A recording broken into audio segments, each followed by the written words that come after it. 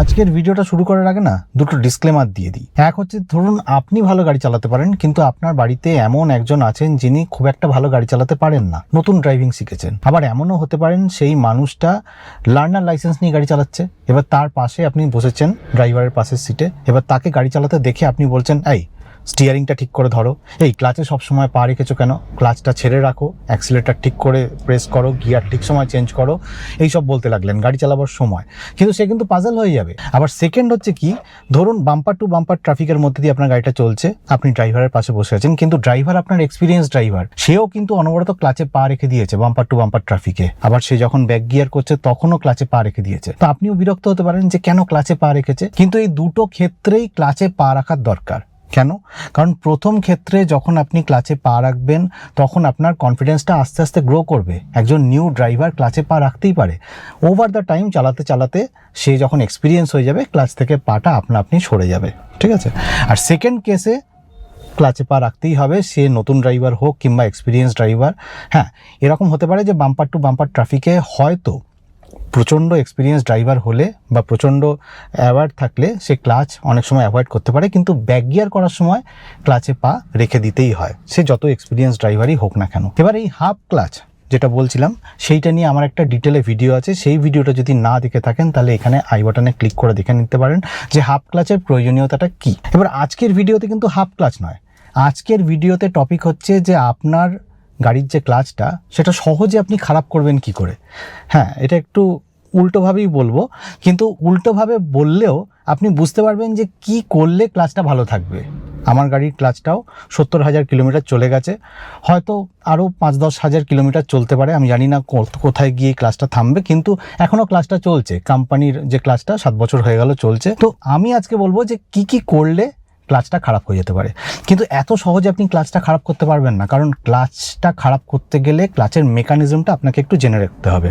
খুব ডিটেলে বলবো না, তাও বলি, একটা ক্লাচের মধ্যে, ক্লাচ অ্যাসেম্বলির মধ্যে ক্লাচ প্লেট থাকে, আবার প্রেসার প্লেটও থাকে। এবার আপনি যখন ধরুন এই ক্লাচটা প্রেস করছেন তখন কি হচ্ছে, এই যে ক্লাচ প্লেট আর প্রেসার প্লেট এই দুটো ডিট্যাচ হয়ে গেল। এবার ডিট্যাচ হয়ে গেলে কি হবে, ইঞ্জিন থেকে যে ট্রান্সমিশনটা আছে সেই ট্রান্সমিশনটা চাকায় ট্রান্সমিট হবে না। এবার আপনি ধরুন 1 নম্বর গিয়ার দিয়ে দিলেন, দিয়ে ক্লাচটাকে ছেড়ে দিলেন, তখন কি হবে, প্রেসার প্লেট আর ক্লাচ প্লেট এটা একের সাথে অপরের সংযোগ ঘটে গেল। এবার ক্লাচ প্লেটের পেছন দিকে কি থাকে, ফ্লাই হুইল থাকে। ফ্লাই হুইলটা ক্র্যাঙ্কশ্যাফট থাকে, যেটা ইঞ্জিনের ক্র্যাঙ্কশ্যাফট, সেই ক্র্যাঙ্কশ্যাফটের সাথে বোল্টেড থাকে। এবার এই ক্র্যাঙ্কশ্যাফট, ইঞ্জিন, এগুলো নিয়ে আমি একটা আলাদা ভিডিও করেছিলাম, turbo versus naturally aspirated engine, সেখানে আমি ক্র্যাঙ্কশ্যাফট অবধি বলেছিলাম। তো সেই ভিডিওটা যদি দেখতে চান তাহলে এখানে আই বাটনে পেয়ে যাবেন। এবার ক্র্যাঙ্কশ্যাফটের থেকে যে ফ্লাই হুইলটা আছে, ক্র্যাঙ্কশ্যাফটটা যখন ঘুরতে থাকছে তখন ফ্লাই হুইলও ঘুরতে থাকছে। এবার যখন প্রেসার প্লেটটা এসে ক্লাচ প্লেটে সংযোগ করছে তখন একটা অ্যাক্সিয়াল ফোর্স জেনারেট হচ্ছে। এবার এই অ্যাক্সিয়াল ফোর্সের ফলে ক্লাচ প্লেটটা গিয়ে ফ্লাই হুইলের সাথে কানেক্ট হয়ে যাচ্ছে। তো ফ্লাই হুইলও ঘুরছে, ক্লাচ প্লেটও ঘুরছে, তখন একটা ফ্রিকশনাল ফোর্স তৈরি হচ্ছে। আর এই ফ্রিকশনাল ফোর্স তৈরি হওয়ার ফলেই ইঞ্জিনের যে টর্কটা আছে সেই টর্কটা through clutch plate, pressure plate আপনার চাকায় চলে যাচ্ছে, ট্রান্সমিট হচ্ছে, ফলে চাকাটা ঘুরছে। এই যে মেকানিজমটা, এই মেকানিজমের মাধ্যমেই কিন্তু গাড়ি এগিয়ে চলে।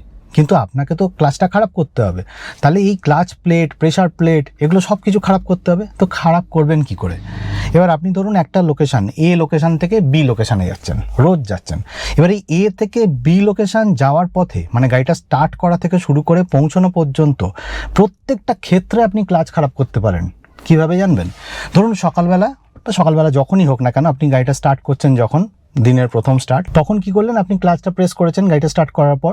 এবার গাড়িটা গিয়ারে দিয়েছেন, 1 নম্বর গিয়ারে দিয়েছেন, দিয়ে হঠাৎ করে ক্লাচটা তুলে নেবেন, ছাত করে ক্লাচটা তুলবেন, তাহলে কি হবে, গাড়িটা জার্ক করে থেমে যাবে। এবার জার্ক করে থেমে যাওয়ার ফলে কি হবে, আপনার যে ক্লাচ প্লেটটা আছে সেটা ড্যামেজ হবে। এবার এই জিনিসটা আপনি যত ফ্রিকোয়েন্ট করবেন তত আপনার ক্লাচ প্লেটটা খারাপ হওয়ার সম্ভাবনা তৈরি হচ্ছে। এবার আরও ভালো হয় কীরকম জানেন তো, সকালবেলা যখন স্টার্ট করছেন বা যখনই স্টার্ট করুন না কেন, তখন ফার্স্ট গিয়ারে দিয়ে আপনি ক্লাচটাকে তো ছাড়বেন, কিন্তু তার সাথে সাথে ব্রেকটাও চিপে রাখুন। তো ব্রেকটা চিপে রাখলে কী হবে, ক্লাচটা আপনি ছাড়লেন, এবার গাড়িটা মোমেন্টাম গেইন করার চেষ্টা করছেন, কিন্তু আপনি হতে দেবেন না, ব্রেক প্রেস করে রেখেছেন, তখন কী হবে, ক্লাচ প্লেটের ওপর প্রেশার পড়বে, প্রেসার প্লেটের ওপর প্রেশার পড়বে, আলটিমেটলি ক্লাচ প্লেটটা ড্যামেজ হতে থাকবে। এবার হয়ে গেল। গাড়ি শুরু করার সময় এই জিনিসগুলো আপনি ডিলিজেন্টলি ফলো করলে, আপনি যত বেশি ফলো করবেন, যত ফ্রিকোয়েন্টলি এটা ফলো করবেন, তত তাড়াতাড়ি আপনার ক্লাচ প্লেটটা খারাপ হবে। এবার সেকেন্ড হচ্ছে কি, আপনি গাড়িটা রাস্তা দিয়ে চালাচ্ছেন, গাড়ি নিয়ে বেরিয়েছেন, এবার 30, 40, 50, 60, 70, 80 যেরকম স্পিডেই চালান না কেন, হঠাৎ করে কি করবেন, ক্লাচে পা রেখে দেবেন। গাড়িটা স্পিড নিয়েছে ঠিকই, কিন্তু আপনি ক্লাচে রেখে দেবেন পাটা, ক্লাচটা আস্তে আস্তে চিপতে থাকবেন। হ্যাঁ, তখন কি হবে, এই যে প্রেশার প্লেট আছে, ক্লাচ প্লেট আছে, সেটার মধ্যে একটা ফ্রিকশন তৈরি হবে। এই ফ্রিকশন তৈরি হওয়ার ফলে কি হবে, ক্লাচ প্লেটটা ঘষতে থাকবে, ঘষে ক্ষয়ে যেতে থাকবে, অর্থাৎ ক্লাচ প্লেটটা খারাপ হওয়ার সম্ভাবনা তৈরি হচ্ছে, ক্লাচটা ড্যামেজ হওয়ার সম্ভাবনা তৈরি হচ্ছে। এটাও যত ফ্রিকোয়েন্টলি করবেন তত তাড়াতাড়ি আপনার ক্লাচ অ্যাসেম্বলিটা খারাপ হবে। 3 হচ্ছে, আপনি কোনো সিগনালে দাঁড়িয়েছেন, এবার সিগনালে দাঁড়ালে কি হবে, আপনি ওয়েট করছেন কখন সিগন্যালটা খুলবে, তাই না, 20-30 সেকেন্ড বাকি আছে। এবার তখন আপনি কি করবেন, ফার্স্ট গিয়ারে গাড়িটা দিলেন, ক্লাচটা প্রেস করে, এবার ফার্স্ট গিয়ারেই রেখে দিলেন, ক্লাচটা চিপে ধরে রইলেন 30 সেকেন্ডের জন্য, যতক্ষণ না সিগন্যালটা গ্রিন হচ্ছে। এবার এই যে 30 সেকেন্ডের জন্য আপনি ক্লাচটা চিপে ধরে রেখে দিলেন, ফার্স্ট গিয়ারে দিয়ে রাখলেন, এতেও কিন্তু ক্লাচ প্লেট খারাপ হয়ে যাবে। এবং এই জিনিসটাও যত আপনি ফ্রিকোয়েন্টলি করতে থাকবেন, তত আপনার ক্লাচ প্লেটটা তাড়াতাড়ি খারাপ হতে থাকবে। তার সাথে সাথে আপনি এটাও করতে পারেন যে গাড়ির যে হ্যান্ড ব্রেকটা, এটা খুব ভালো অভ্যেস যারা সিগনালে দাঁড়িয়ে থাকা অবস্থায় হ্যান্ড ব্রেকটাকে তুলে রাখে। কারণ হ্যান্ড ব্রেক না তুলে রাখলে গাড়ি ধরুন নিউট্রালে আছে, সামনের দিকে পেছন দিকে এগিয়ে পিছিয়ে যেতে পারে, আবার পেছন থেকে কেউ ধাক্কা মারলে আপনার গাড়িও এগিয়ে যেতে পারে। সুতরাং ওই হ্যান্ড ব্রেকটা তুলে রাখার দরকার আছে।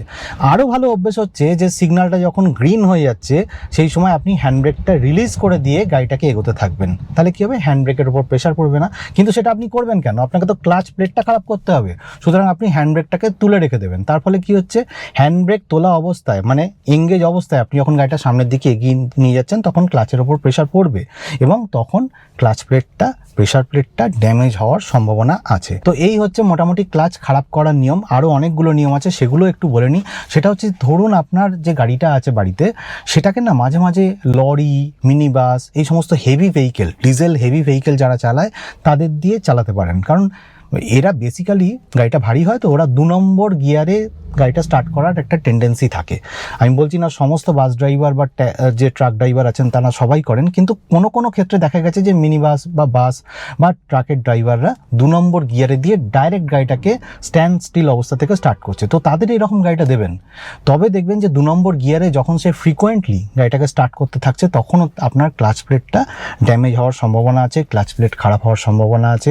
এছাড়া আপনি ধরুন 4th কিংবা 5th গিয়ারে গাড়িটা চালাচ্ছেন, 100 স্পিডে রয়েছে, এবার হঠাৎ করে আপনি 2 নম্বর গিয়ারে দিলেন, তো গাড়িটা জার্কিং করবে, জার্কিং করে গাড়িটা স্পিডটা আসতে হবে। তো স্পিড আসতে হলে কি হবে, ক্লাচ প্লেটের ওপর প্রেশার পড়বে, তখনও কিন্তু clutch plate, pressure plate, in fact গোটা ক্লাচ অ্যাসেম্বলিটা আপনার খারাপ হওয়ার সম্ভাবনা আছে বা ড্যামেজ হওয়ার সম্ভাবনা আছে। সিমিলারলি হচ্ছে, আপনি যদি 5 নম্বর গিয়ারে বা 6 নম্বর গিয়ারে 30, 40 বা 20, 30 স্পিডটা ধরে রাখার চেষ্টা করেন, তখনও কিন্তু গিয়ারের ওপর প্রেশার পড়বে, ক্লাচ প্লেটের ওপর প্রেশার পড়বে, তখনও কিন্তু ক্লাচ প্লেটটা খারাপ হয়ে যাওয়ার সম্ভাবনা তৈরি হচ্ছে। এবং এটা যত ফ্রিকোয়েন্টলি করবে, তত তাড়াতাড়ি আপনার ক্লাচ প্লেটটা খারাপ হবে। আবার অনেক ক্ষেত্রে কি করেন, আমি একটা ভিডিও করেছিলাম যেখানে আমি গাড়ির আরপিএমটাকে ম্যাচ করিয়ে গাড়ির গিয়ার চেঞ্জ করছিলাম। মানে সেখানে কিছুই না, ক্লাচটা আমি ইউজ করছিলাম না, আমার ম্যানুয়াল ট্রান্সমিশন গাড়ি, কিন্তু আমি ক্লাচ ইউজ করছি না, ক্লাচ ছাড়া আমি গিয়ার চেঞ্জ করছিলাম। তো সেই জিনিসটাও যদি আপনি আরপিএম ম্যাচ না করাতে পারেন, ওই ভিডিওটা এখানেও পেয়ে যাবেন, কিংবা শেষে আমি দিয়ে দেবো, দেখতে পারেন যে কিভাবে আমি ক্লাচ না ইউজ করে গিয়ার চেঞ্জ করেছিলাম ম্যানুয়াল ট্রান্সমিশন গাড়িতে। কিন্তু সেটাও আমি বলবো যে একদমই ফলো করবেন না, ওটা এমনি জাস্ট একটা টেস্টিংয়ের জন্য করেছিলাম, আরপিএম ম্যাচ করিয়ে গিয়ার চেঞ্জ করা। কিন্তু সেটাও যদি আপনি ঠিক সময় আরপিএম ম্যাচ না করিয়ে গিয়ার চেঞ্জ করতে থাকেন, তাহলেও আপনার কিন্তু ক্লাচ খারাপ হওয়ার সম্ভাবনা আছে, ক্লাচ ড্যামেজ হওয়ার সম্ভাবনা আছে, এবং ক্লাচ প্লেট ভেঙে যাওয়ার বা ক্লাচ অ্যাসেম্বলি খারাপ হয়ে যাওয়ার সম্ভাবনা তৈরি হচ্ছে। এবার কথা হচ্ছে যে আপনি ক্লাচটা যে খারাপ হলো সেটা আপনি বুঝবেন কি করে, মানে একটা জিনিস করলেন আপনি এত কষ্ট করে, এবার বুঝবেন কি করে যে ক্লাচটা খারাপ হয়েছে? আপনাকে দেখতে হবে যে ক্লাচটা স্লিপ করছে কিনা। ক্লাচটা স্লিপ করছে মানেটা কি, মানে ধরুন আপনি গাড়িটাকে অ্যাক্সিলারেট করলেন, ঠিক আছে, গিয়ার চেঞ্জ করে অ্যাক্সিলারেট করলেন, তখন দেখলেন যে গাড়ির আরপিএমটা বাড়লো কিন্তু স্পিডটা বাড়লো না, তখনই বুঝতে পারবেন যে আপনার ক্লাচ প্লেটটা ড্যামেজ হয়েছে। আবার কোন ক্ষেত্রে বুঝতে পারবেন, ধরুন 4th গিয়ারে গাড়িটা চলছে, আপনি হঠাৎ করে 2nd গিয়ারে দিলেন, তাহলে কি হবে, আরপিএমটা আপনার বেড়ে যাওয়ার সম্ভাবনা বাড়বেই যে কোনো গাড়ির ক্ষেত্রে, কিন্তু আপনার ক্ষেত্রে সেটা হলো না, গাড়ির আরপিএমটা বাড়লো না, বাড়লো একটু দেরি করে বাড়লো। আপনি দেখলেন যে গাড়ির আরপিএমটা বাড়ছে 2nd গিয়ারে দেওয়ার পর, কিন্তু খুব মাইনিউটলি আস্তে আস্তে বাড়ছে, তখন বুঝবেন যে আপনার ক্লাচ প্লেটটা ড্যামেজ হয়েছে।